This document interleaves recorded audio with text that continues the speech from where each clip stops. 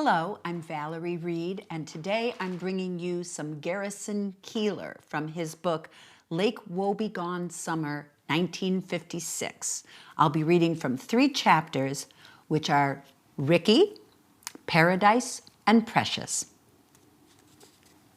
Mother sits in the white wicker chair by the driftwood lamp, her legs crossed ladylike at the ankles, sipping her Salada iced tea, reading the Minneapolis Star, which she enjoys for its extensive coverage of heinous crime. Politics doesn't interest her one whit. Sports makes no sense whatsoever. She isn't interested in the love lives of Marilyn Monroe and Elizabeth Taylor, but a good murder brightens Mother's day considerably. Tonight, Mother is engrossed in the story of Ricky Guppy, 17, of Millet, 8 miles away, who got in a loud argument with his mother yesterday around 4:37 p.m. after she refused to give him $10 on the grounds he'd only fritter it away on pinball and cigarettes as he had done in the past. Ricky had arrived home from Lake Wobegon High School, where he is enrolled in summer school, to make up for 2 classes he flunked in the spring, and he yelled at her so loud that neighbors 2 doors away heard it. She was cooking him a hamburger for his supper, thinking he had to be to work at the Heidi Ho Club in St. Cloud at 7:30. Actually, Ricky had been fired by the Heidi Ho for tardiness and was intending to take his girlfriend Dee Dee to see James Powers in Give It the Gun. The boy was enraged by her refusal to give him $10 and threw several china plates at the kitchen wall, busting them to smithereens, and cursed her and tried to kick her, causing the cast iron skillet to slip from her hand and spatter her with hot grease and causing serious burns to her arms and legs. He then seized the skillet and flung it through a window and swiped $58 from her purse and also her car keys and sped away in a 2-tone green and brown 1955 Ford station wagon and picked up Dee Dee, who was awaiting him at her house in St. Rosa. Instead of tooling into the Starlight Drive-In for the twin feature, the 2 of them headed west at a high rate of speed. An all-points bulletin has been issued. Ricky's parents have urged him to turn himself in. Mother can't get over the fact that this took place 8 miles from our home, and she is reading about it a day later in the Minneapolis paper. What is this country coming to when a boy kicks his mother because she won't pay for his cigarettes, wonders Mother. Wake up and smell the coffee, says Daddy. That's where this country's been headed for a good long time now. Look around you. The disrespect for parents and authority, you see it everywhere. Daddy turns down the radio. He wouldn't be surprised if Ricky is a raging psychopath and Dee Dee winds up in a ditch with a bullet in her brain.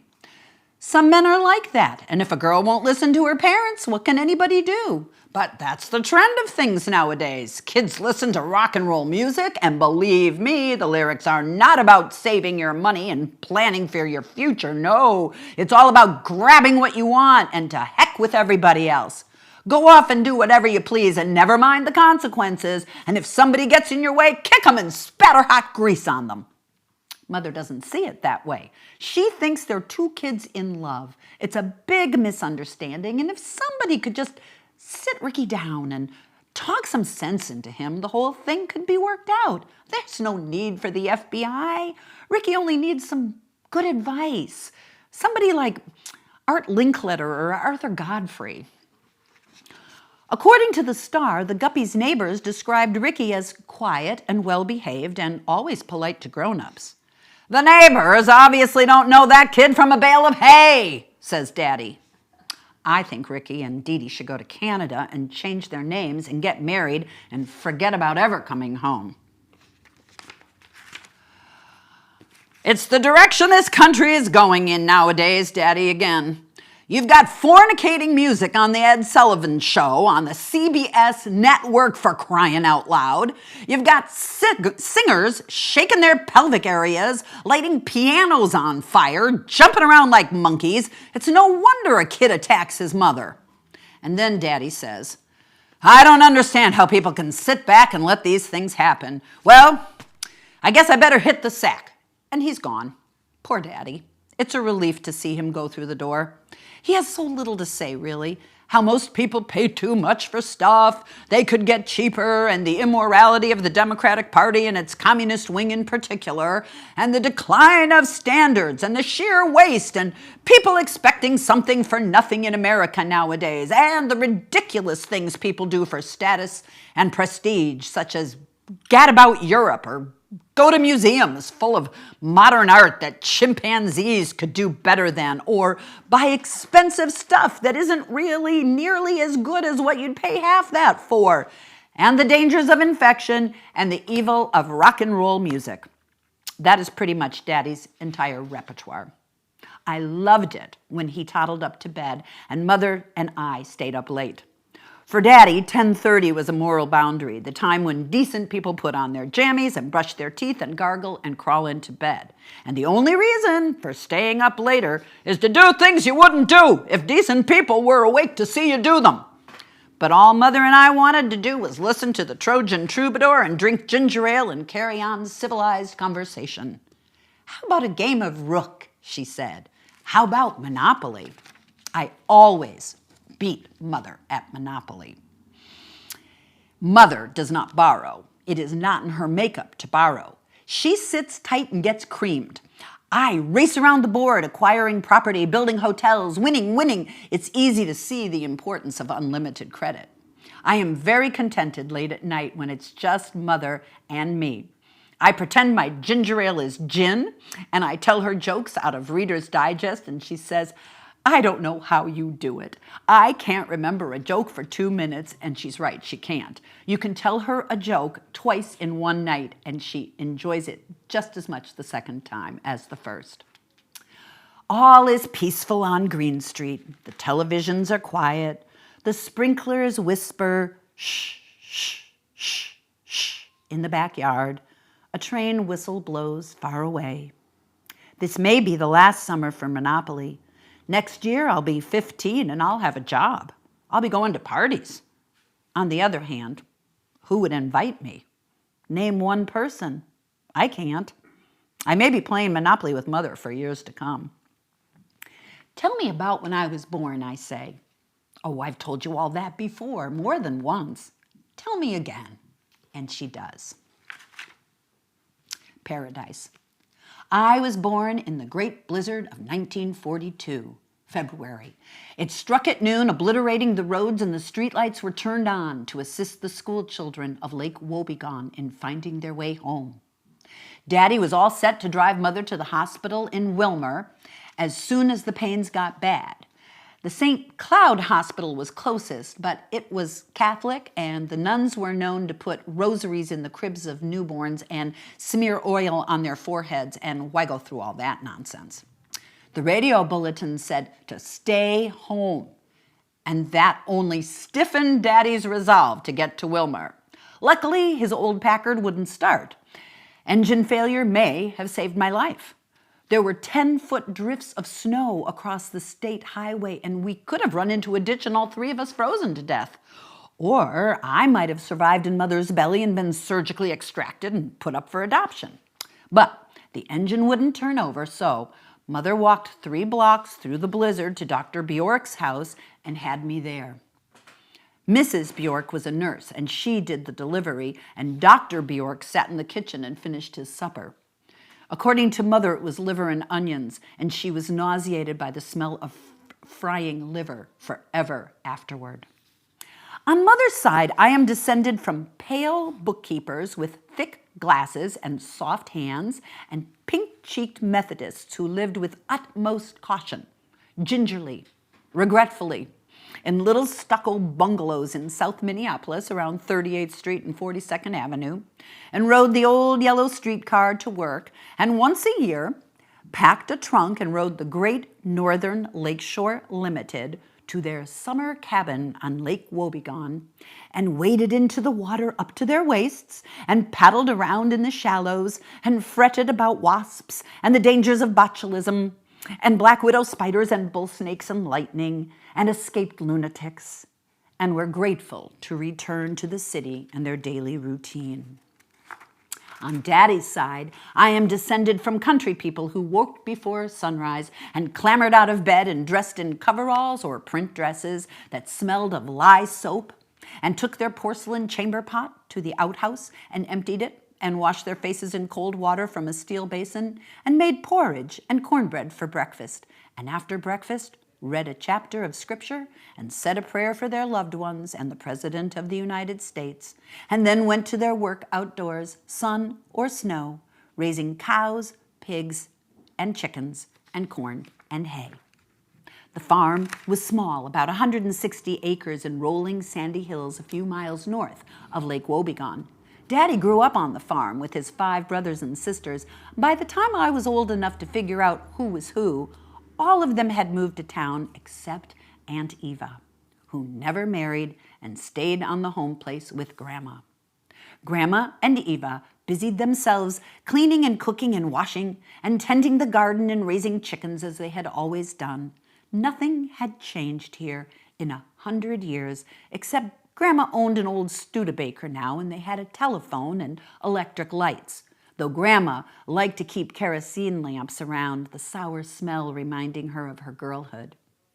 When I was 3 years old, Daddy went away to Fort Lee, New Jersey to serve in the United States Army as a paymaster's clerk, and Mother and I and the older brother and sister went to live on the farm, and thus began the paradise part of my life, my earliest memories. Mother and the Olders shared a bedroom, and Eva and I shared a bedroom. It was small, under the eaves, with a sloping ceiling, and I imagined we lived on a ship. Eva told me stories in her soft twang and sang me to sleep with sweet, sad songs about the days of yore, the old oaken bucket, and Mother's not dead, she's only sleeping in the baggage car ahead. Somewhere around that time, I began to think of Eva as a mother. She wasn't Mother, but she was the warm body who lay next to me and whose smell I loved. I took an old dress of hers and curled up with it for my afternoon nap. She was my Eva, my queen of heaven. She was a fire plug of a woman with thick legs and small hands and a flat face, who all her days went around in one of 2 or 3 identical cotton print dresses, or the ancient navy blue things she wore to town for the breaking of bread on Sunday morning. She had no children, and so she belonged to me and was available for my adoration. She liked the exact same things I liked: meatloaf, fried egg sandwiches, devil's food cake, fresh tomatoes from the garden eaten warm right off the vine, sneaking up on people and listening to them, farts, talking late at night. We loved the same radio shows, Burns and Allen and Fibber McGee and Molly and Lum and Abner. Eva woke us up in the morning by calling out, "Daylight in the swamps!" She just liked the sound of it. She had a whole raft of phrases. She said, "If wishes were horses, then beggars would ride." She said, "What we lack in our heads, we must make up for with our feet." And if you burped at the table, she said, "Bring it up again and we'll take a vote on it." She enjoyed jokes of all kinds, knock-knocks or little Willy riddles, moron jokes. We tossed a softball back and forth, and she complimented me on my arm. She also told me how well I read to her out loud from the Psalms and McGuffey's Reader, where we never wearied of Longfellow, the village smithy under the spreading chestnut tree, the smith a swarthy man was he. And listen, my children, and you shall hear of the midnight ride of Paul Revere, and the forests primeval of Evangeline, and the song of Hiawatha, and the lovely Nokomis, and the waters of Gitchigumi. "I love to hear you read out loud," she said. "You have the loveliest voice." I basked in her praise, coveted her praise, set my hat by it. Mother was the one who checked my ears for earwax and cautioned me against nose picking and reminded me to make the bed and do my chores and worried about spoiling me. Eva didn't worry about spoiling. She told me that I was the brightest little boy she knew and that I would grow up to be a great man, like Franklin Delano Roosevelt or Jack Benny. It was a big day when Daddy finally came home from New York. Mother and the Olders and I drove to the Great Northern Depot in Minneapolis and met his train as it came steaming in. Daddy hopped off, rumpled and tired, and I thought not so happy to see us. He groused about us, wasting all that gasoline to come and meet him when he could have just as easily taken the bus. Mother had warned us not to make too much noise, so we rode home in silence, listening to Daddy complain about the Army and its inefficient practices. And not so long after, Daddy went away again.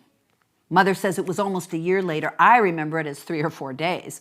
My earliest memory is of Daddy not being there, and then he was there, and then he wasn't. Mother explained it to the 3 of us that Daddy could earn a great deal of money if he went to work for the Air Force in Greenland. He would earn better money than he could ever hope to earn in Lake Wobegon. So, because he loved us all so much, he would go away for a while and then come home, and we'd be able to buy a nice house in town. I didn't care about a house in town. I was perfectly happy where I was. We kept a map of Greenland in the living room over the couch, where we knelt and prayed every morning after breakfast, and a red pin marked where Daddy was. And while everyone else prayed to God for Daddy's safe return, I silently prayed that he would not come back and that I would live on the farm forever with Eva and Grandma and Mother. He was gone for 3 years, coming home for a week in the summer and a week at Christmas, and those were good years for yours truly. People said, "You must miss your Daddy a lot," and I nodded, yes, and made a brave face, but it was all a big lie. I loved things as they were. Precious. Daddy came home from Greenland finally in the summer of 1950. He bought us a big green frame house on Green Street under a canopy of elms 3 blocks down the hill from the high school, 2 blocks up from Main Street. I was a very good boy right up until the age of 11. Everybody said so. I stayed out of people's way and didn't ask too many questions. I sat up straight at meals, and when visiting other people's homes, I said, "Thank you for the lemonade," and "Please, may I use your bathroom?" I never picked my nose except behind closed doors, and when grown-ups spoke, I was attentive. I was often pointed out to the other children as an example. "Why can't you behave like Gary? Look at him. He doesn't wriggle around like a trapped squirrel during prayer meeting. He sits up straight and listens and gets something out of it." And then one day in 1953, I said out loud, "Oh, to hell with it," in connection with a sack of garbage Daddy had told me to take to the garbage can. I was standing on one side of the screen door and he on the other. I was wearing khaki trousers and an old Boy Scout shirt of the older brothers. I was surprised to hear these words myself. They just sprang out like a sneeze. "Oh, to hell with it." And a great darkness fell over the earth. Daddy was on the verge of apoplexy. He thought I had said go to hell to him. He marched into the kitchen and thundered around for a while, and then Mother came out to speak to me. "You upset your father terribly when you act that way. Do you realize that? And do you know how sad it makes God to hear you say such a thing?" The Creator, the hanger of the stars and planets, the unseen listener, he himself mourned for my saying the terrible word. "Why did you say it?" Good question. I had often heard men condemn things to hell at various times around town, and it seemed like a powerful thing to say. But Daddy was the wrong one to say it to. I was sent out to sit in the car. It was a hot day. The sun beat down. I sat in the back seat, the window rolled down, pretending I was on a train to Chicago. And then Daddy came out and drove me to the farm.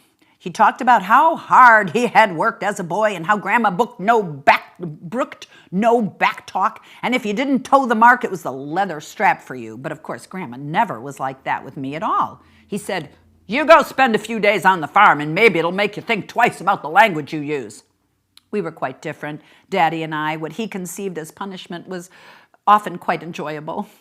"Go to your room and stay there." "Thanks, I'd love to." "Why not? My books were there, my tablets, my pencils. I could write stories." "Go spend a few days on the farm." "My pleasure. Please don't throw me into that briar patch, Daddy." Aunt Eva was tickled pink to take charge of me. Daddy told her I had said a swear word, and after he left, she cut me a slice of chocolate cake, 3 inches thick with a glop of whipped cream on top. She said that everybody thinks swear words sometimes, and there isn't much difference between thinking them and saying them, according to the gospel. When she was young, she said, she used to go to the barn and say every bad word she knew, and that way she got it out of her system. I asked her if I was going to hell, and she said, "Don't be ridiculous." And then she did something that nobody in our family did ever. She told me that she loved me. And she threw her big arms around me, and I took a deep breath of her, and she squeezed and said, "I wish you still lived with me, precious." I was so happy.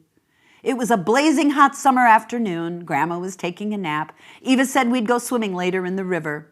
We sat in the shade on the back steps. I asked, "What would you do if you had $1 million?" "I would take a trip around the world," I said. This thought didn't seem to interest her. She picked up a bucket and we headed out past the machine shed to the garden drenched in sunshine, picked a dozen ears of sweet corn, 2 cucumbers. Bees busied themselves among the vines, the pea vines and melons and pumpkins and squash, the whole jungly spread dipping under the broad, fuzzy leaves. Eva picked a few crimson tomatoes. I picked one and wiped it off and bit into it and sucked up the warm juice. Daddy came and took me back to town. "How's Eva and Grandma?" "Fine." "Did you think about how you need to control what you say?" "Yes, I did." "And what did you decide?" "I'm not going to swear." "I hope you mean it." "I do."